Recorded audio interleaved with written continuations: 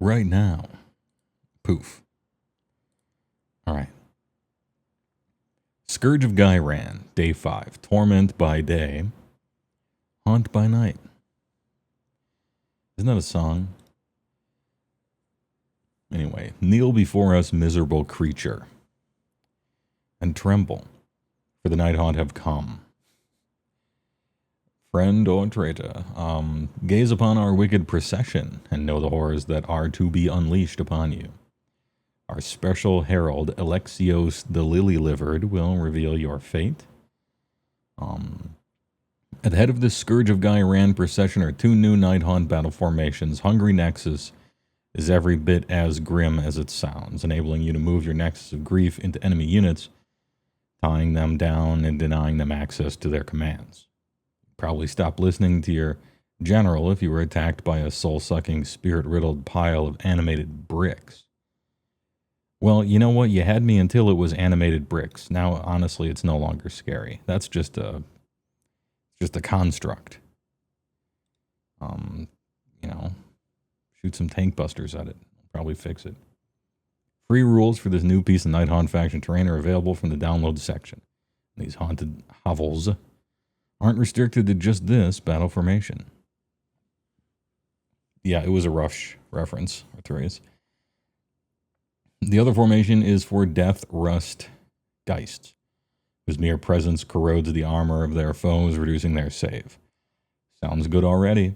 If your opponent's troops weren't already terrified witless, having their armor disintegrate before their eyes will sort that right out.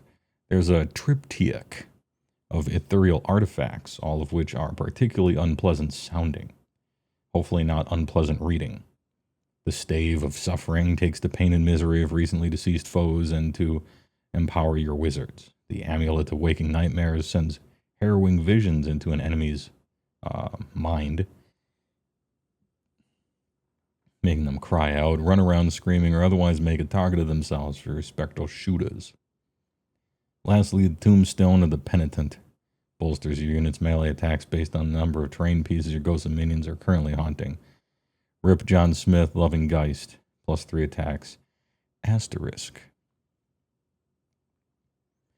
At the heart of this paranormal parade lie 2 otherworldly Warscrolls. These are big ones, too. The Black Coach and Kurdos Valentian. Ooh, oh, good. Good choices. Good choices. The Black Coach deserves to be the awesome centerpiece that it looks like. And Kurdos is a funny guy that seems well liked by the community, but he's never quite good. The Scourge of Ghyran Black Coach is definitely built for smashing into things, running them over and laying claim to their lands. Okay, I was kind of hoping it'd be more of a buff wagon, but that's fine. It doesn't translocate quite as much as the original, but it does have the potential to become a wizard when it needs to. It could make for some very unsettling tactics and combinations. Meanwhile, Kurdos has become, if this were even possible, even more bitter and twisted since entering Ghyran. Must be tough being a tormented spirit in a realm of unfettered life. He receives bonuses to hit and wound against those who have a lower control characteristic than him, which would be the first time that characteristic matters. And he can rouse his followers to similar acts of pettiness. In truth, they ignore him and do what they want, which ranges from regicide to larceny and betrayal. This makes Kurdos a particularly useful, not to mention entertaining, addition to a Night Haunt army. Big download button. Big downloads. All right, here we are. Enhance. Good morning, Mr. Woe. Shooting by briefly to hear the news in your baritone. I don't know if it's quite a baritone, but I appreciate it anyway. All right, what do we got? Battle formations. Hungry Nexus. Once per turn, army, end of enemy turn. Greedy for Souls. Pick a friendly Nexus of Grief to be the target. That would be your terrain feature. For the rest of the turn, the target has a move characteristic of 3. It can immediately move up to 3. And can move into combat, but cannot end the move on a terrain feature or within 3 of that objective. Sounds awful. But I guess I'm not sure. I can't recall what the Nexus of Grief's particular stats were. Taking an entire sub-faction to be able to move your terrain feature 3 every other turn. I mean, maybe you would do that in Ogres because the Pizza Pit is so good, but even still, probably not. I don't know. I can't remember what the Nexus of Grief does. But if it's anything even remotely like... If it's anything even remotely like any other terrain feature ever, then this sub-faction is nigh on worthless. But I guess we'll see. Death Rust. Well, okay. Either Death Rust or D-Thrust. Geist. Once per turn army, enemy hero phase. Blades of Eternal Rust. Pick an enemy unit that is in combat with any friendly NIghthaunt units to be the target. -1 save rolls. Target for the rest of the turn. Enemy hero phase. Okay. This sentence here is one of the more powerful sentences you can ever read in AOS.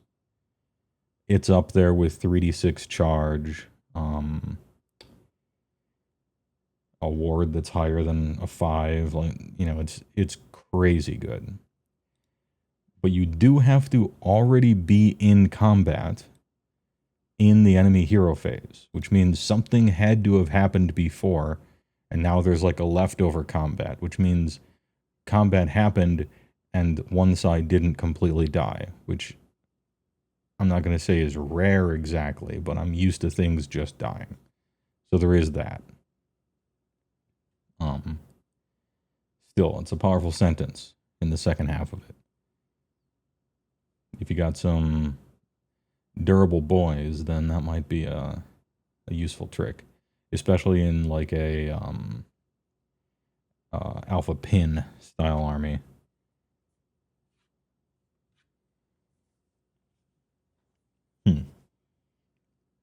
Yeah, all right. Artifacts of power. Well, this unit is within 12 of any damaged enemy units, or enemy units that have had any models slain. Stopped reading there. I think it's already bad. But let's keep going.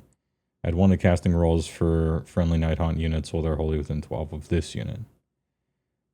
Too many hoops. Too many hoops to jump through. A hero being really close to damaged but not slain enemy units. I don't know. Too many hoops to jump through. +1 to casting rolls is alright, but I don't think so. Tombstone of the Penitent. Add 1 attacks characteristic of this unit's melee weapons for each non-faction trained feature that is being contested by friendly units up to a maximum of 8. Ooh. Maximum of 8. Usually they don't let you go that high.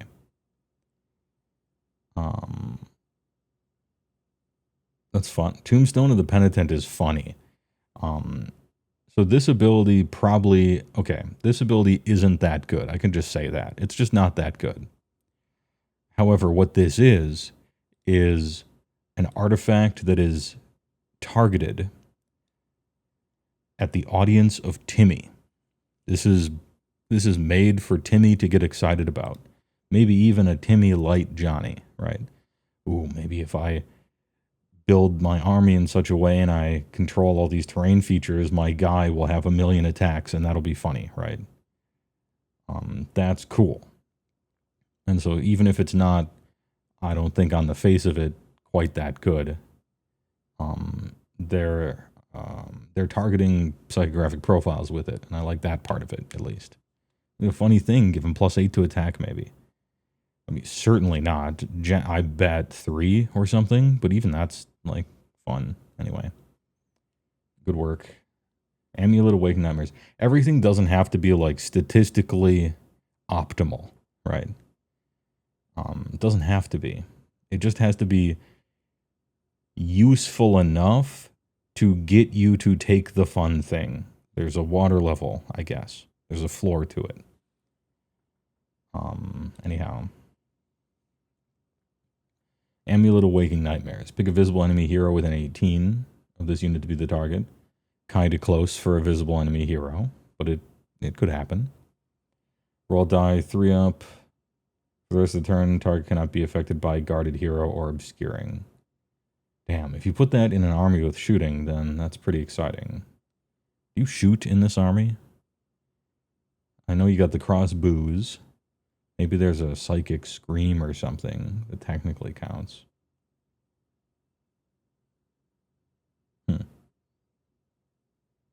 Hey, alright.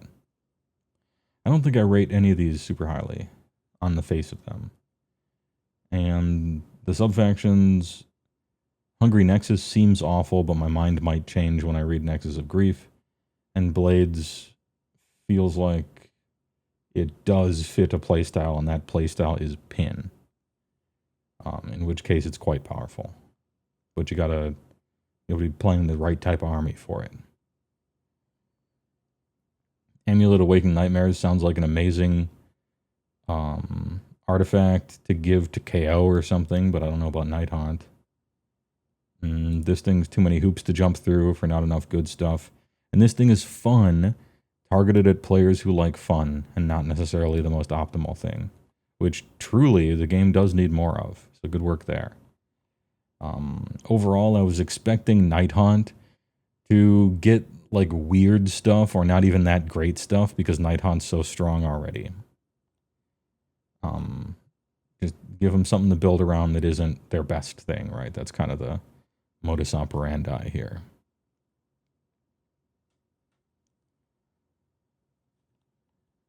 And then we get to 2 excellent choices for Warscroll rewrites, especially the Black Coach. Can't wait.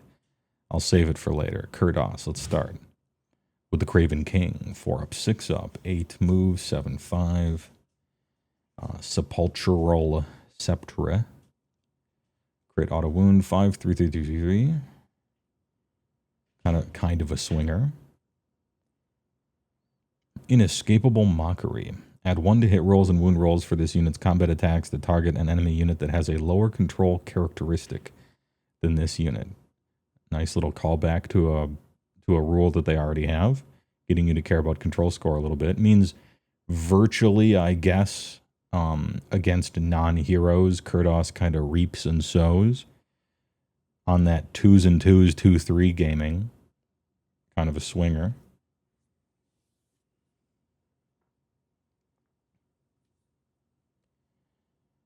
Nexus shuts off enemy commands within 3, heals nearby ghosts, and can teleport to within 3 of a Nighthaunt unit. Oh, the Nexus can teleport. Okay, well then the subfaction's even more worthless than I thought. No big deal. It wasn't a linchpin for this index sheet anyway. A traitor's legacy. Your duplicity. If this unit is in combat, pick a visible friendly Nighthaunt. Holy 12. Pick one of the following to apply for the rest of the turn.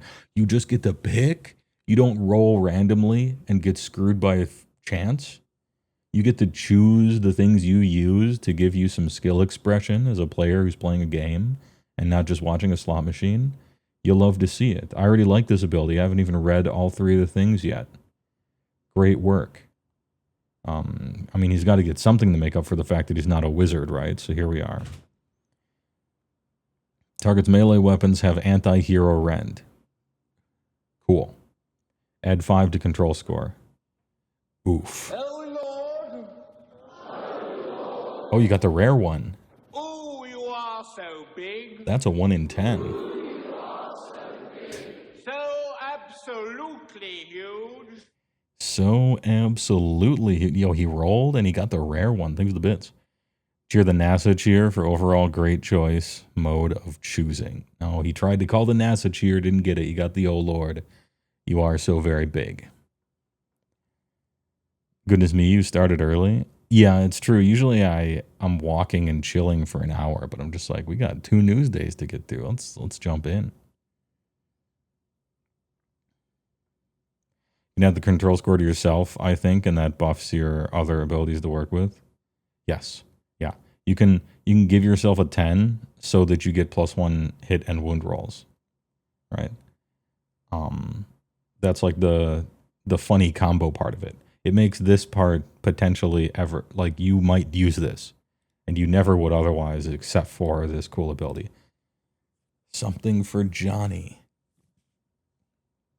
And then seduction and betrayal. Enemy units cannot use commands while they are in combat with the target. That's probably just better. That's better than +1 to hit and +1 wound, I think. Yeah.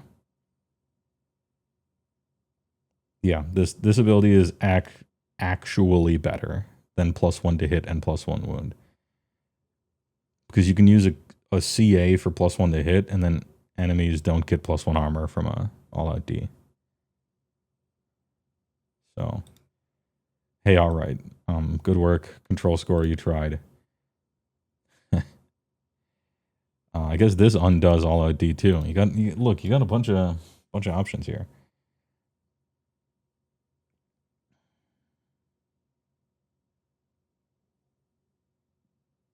It's characteristic, not score. Oh, he's right. Characteristic. Score. I don't even have to check the tapes. He's right. I got so excited that there was almost a combo. I didn't even think it through. Welp, it's trash. Hey, no big deal. Regicide Kingslaying is great. Sedition Betrayal is great. Inescapable Mockery is kind of funny for fighting. But what does he do at the end of the day? He's not a wizard. Really, he's a flying, cannot use commands in the combat phase, right? And yeah, he swings a big hammer around, but at the end of the day, are you going to play him? Probably not.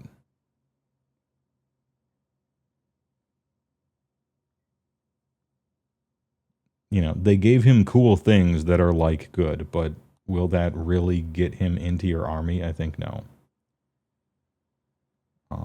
But I'd love to be wrong. What about the Black Coach? 12, 4, 10, 6. Charge +1 dam, crit auto wound. So 5, 3, 3, 2, 3. Auto wound on the charge. Oh, auto wound always 3 damage on the charge. And then Iron Shod Wheels, crit auto wound companion. Right, 4s and 3s, 2, 2, 8 of them. It's like sort of fighty. Spectral Attendants. Once per turn, army, any hero phase. So each hero phase. Pick one of the following. Oh, again, we get to choose. Love it. Noble Blade. This unit's melee weapons, including companion, have crit mortal. That's 13 attacks, crit mortal. You can expect 1 or 2 of them, right? So 1 in 6, you get 13 attacks. Figure average 2 or something. That's something. And it's not even 2, it's 2 procs, right? Of 2 or 3 damage. It's not nothing. Pick a friendly Nighthaunt unit, hold within 12 of this unit. Each time that unit uses rally, you get 3 additional rally points. Nice. We like rallying. And the unit has Wizard 1 if you give a shit. So this is like the default situation. You're just, okay, it's a wizard. It's a wizard. It's a wizard. Oh, this is the turn I'm going to charge. All right, here we go. We're crit mortal, right? That's kind of the play pattern for the coach. And it flies too. Once per turn army. So both of these happen any hero phase. Damn, dude. Pick an objective you do not control to be the target. For the rest of the turn, while enemy units are contesting the target objective, they cannot score critical hits while this unit is also contesting it. They're simply hits instead. Great. Yeah. It's not gonna come up terribly often, but it's a solid bonus.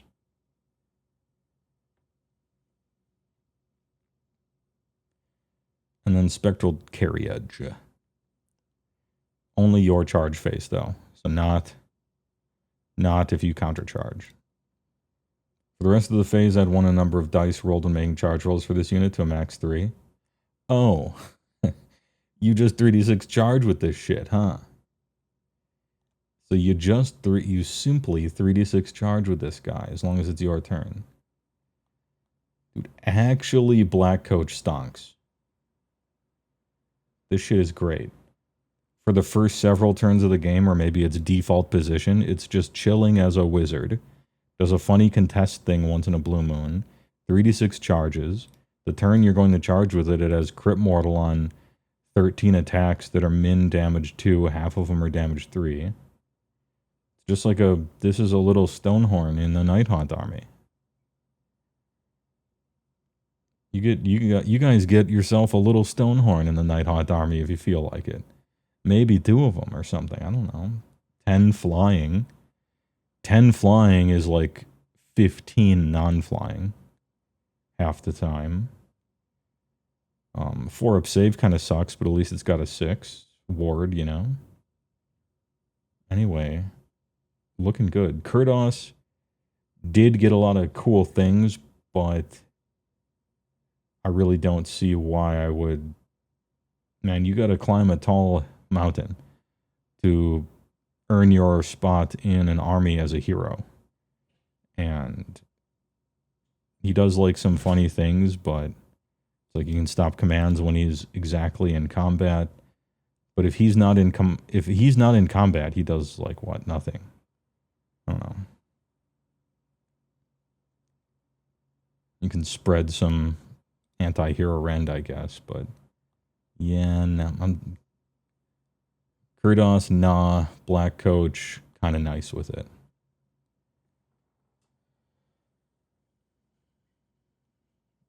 Doesn't it have ethereal because it's NIghthaunt? Yes.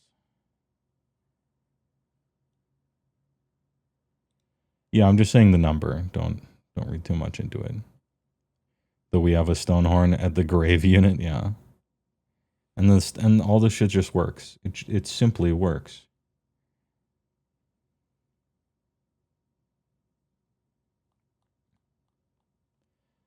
Overall, the NIghthaunt one is pretty disappointing. But the reason it's pretty disappointing is because NIghthaunt is awesome right now, and they were trying as hard as they could not to buff NIghthaunt with this update. Blades of Eternal Rust is kind of interesting if you're trying to pin. Greedy for Souls seems trash. Meh.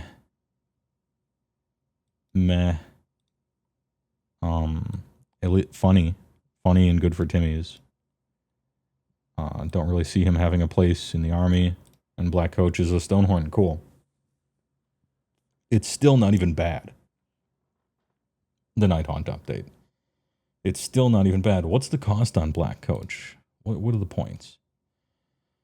280. Okay. That's fine.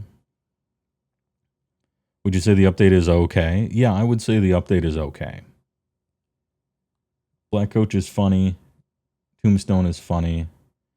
Blades offers an interesting counterculture kind of way to build. Everything else, big shrugs.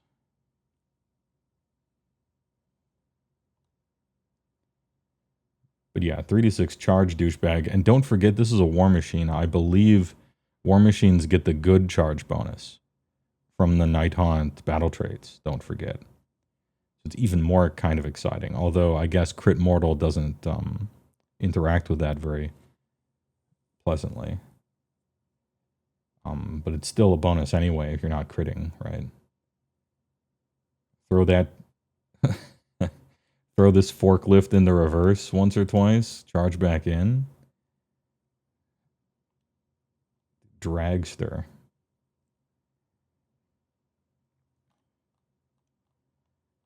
Anyway, good shit. D-, but graded on a curve. C-. Had 1.5 cool things.